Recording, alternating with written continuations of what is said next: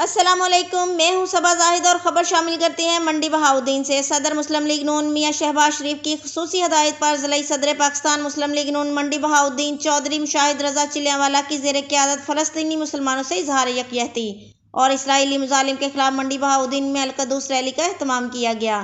ضلعی صدر مسلم لیگ نون منڈی بہاؤالدین چوہدری مشاہد رضا چیلیانوالہ، جنرل سیکرٹری پی پی 65 ملک صلاح الدین، ضلعی صدر انجمن تاجران میاں عبدالرزاق سمیت دیگر رہنماؤں نے خطاب کیا۔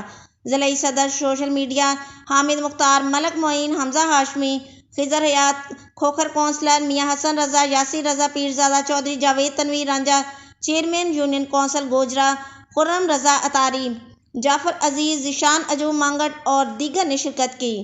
چوہدری مشاہد رضا چیلیانوالہ سمیت مسلم لیگ نون کے رہنماؤں نے فلسطینی مسلمانوں سے اظہار یکجہتی کرتے ہوئے اسرائیلی مظالم کی شدید مذمت کی۔